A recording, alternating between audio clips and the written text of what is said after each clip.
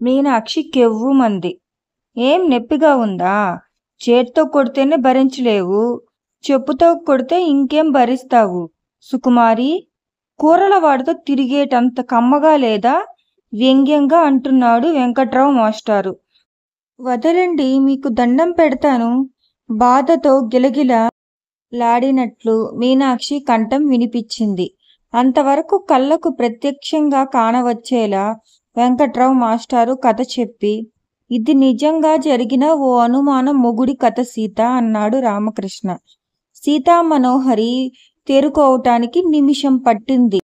మీరు చెప్పింది నిజమే కదూ? సీత అడిగింది. నిజం సీత. కేవలం జాతకాన్ని నమ్మి పెళ్ళాన్ని అన్ని రకాల బాధ పెట్టేవాడు రామకృష్ణ నొక్కి చెప్పాడు. అయ్యో సీత, నన్నే అనుమానిస్తుంటివా? నా మాటలు శంకించుచుంటివా రాముడు? నీ అనుమానం మొగుడు అన్నారు కాని ఈ కలియుగమందున భర్తని అనుమానించేది ధర్మపత్ని సీతయే అకట. ఏమి కష్టము! ముందా నాటకాల భాష చాలించండి. నాటకాలు కావు, కాకపోతే సరదాగా ఆ భాష వాడాను అంతే. అసలు మీకు ఈ విషయం ఎలా తెలుసు? మా అమ్మ, మా పక్కింటి పిన్నిగారు, అత్తయ్య గారే రోజు సమావేశమై మీనాక్షి కష్టం గురించి చెప్పుకునేవారు. అందుకే మీనాక్షి ఇరుగు పొరుగుతో అంటిముట్టనట్లు ఉండేది. విషయం తెలియక ముందు మీనాక్షిని అందరూ ఆడిపోసుకునేవారు. పేరంటానికి పిలవటానికి వెళ్ళిన ఆవిడ వల్ల ఈ రహస్యం బయటపడింది. అక్కడ్నుంచి ఆ వీధిలో ఆడవాళ్ళంతా ఓ కన్ను వెంకట్రావు మాస్టారు ఇంటివైపు వేశారు. వెంకట్రావు మాస్టారు ఇంట్లో నుంచి బయటికెళ్ళేటప్పుడల్లా ఆమెని ఇంట్లో పెట్టి బయట తాళం వేసుకొని వెళ్ళేవాడు. ఛ అంటూ చీత్కారం చేసింది సీత. నువ్వు చా అన్నా చీ అన్నా ఇది సత్యం అన్నాడు రామకృష్ణ. ఆ తర్వాత ఏమైంది? ఓ రోజు స్టవ్ అంటుకొని మరణించింది కాని స్టవ్ పొరపాటును కూడా అంటుకోలేదు. ఇది వెంకట్రావు మాస్టారు పని. మీనాక్షి 2 రోజులు నరకయాతన పడి మరణించింది. క్షణక్షణం చచ్చే బదులు ఒకేసారి పోవటం ఆమె జీవితానికి విముక్తి. వెంకట్రావు విషయం అందరికీ తెలిసి ఎలా ఊరుకున్నారు?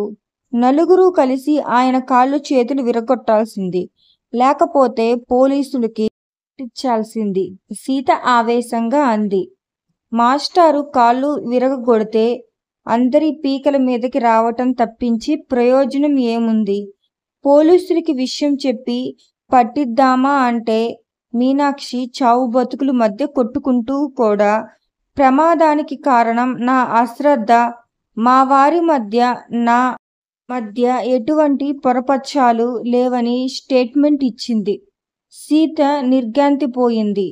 నిజం సీత, నీవు ఇలా మాటి మాటికి నిజమా అంటూ అనుమానం వెళ్ళగక్కుతుంటే ఇది నిజమా అని నాకే అనుమానం వస్తున్నది. నీకు లోకం తెలియదు సీత. రకరకాల మనుషులు, రకరకాల కథలు. మీనాక్షి లాంటి వాళ్ళు ఉంటారా అండి? అమాయకంగా అడిగింది సీత. పరాయి దేశాల సంగతి నాకు తెలియదు గాని సీత, ఈ దేశంలో మాత్రం ఉంటారు. ఈ పవిత్ర భారతం దేశంలో మాత్రమే పతివ్రతలు ఉంటారు. మీనాక్షి ఎందుకు ఆ పని చేసింది? ఏ పని? తనని మంటల్లోకి తోసిన మొగుణ్ణి రక్షించటం. ఇంతటితో తనకి విముక్తి సాధించిందనుకుందేమో. మీకంతా వేళాకోళంగా ఉన్నట్లుంది. వేళాకోళం కాదు, ఇలాంటి త్యాగాలు నాకు నచ్చవు. మీనాక్షి అలా ఎందుకు చేసింది అంటే ఏం చెప్పను? స్త్రీ మనసు అగాధమని, సముద్రం కన్నా లోతని, అదని ఇదని అంటారు కదా పెద్దలు. సర్లేండి, ఆ తర్వాత ఆ మాస్టారు ఏమయ్యారు? పెళ్ళాం చావగానే మీద పడి బోరున ఏడ్చాడు. కింద పడి దొర్లుతూ కన్నీరు మున్నీరుగా విలపించాడు. జరిగిన దానికి పశ్చాత్తాపంతో ఏడుస్తున్నాడు కాబోలు అనుకున్నారు. ఏడాది తిరక్కముందే మళ్ళీ పెళ్లి చేసుకున్నాడు. ఈ దౌర్భాగ్యుడికి పిల్లనెవరు ఇచ్చారు? ఆడపిల్లను కన్న తల్లి తండ్రి. పాపం ఆ పిల్లదాని బతుకు కూడా అలాగే అయ్యిందా? 6 నెలలు మాస్టర్తో కాపురం చేసి రిబ్బన్లు ఊదొత్తులు సైకిల్ మీద పెట్టుకుని వీధి తిరిగి అమ్మే జహంగీర్ అనే కుర్రాడితో ఓ మంచి ముహూర్తం చూసుకుని లేచిపోయింది. ఆహా, ఎంత మంచి పని చేసింది! సీతామనోహరి సంతోషపడిపోతూ అంది. ఇది మంచి పనా? రామకృష్ణ తెల్లబోయాడు. మీకు గనక నా వీడియో నచ్చినట్లయితే please like, share, comment and subscribe my channel. Thanks for watching my video.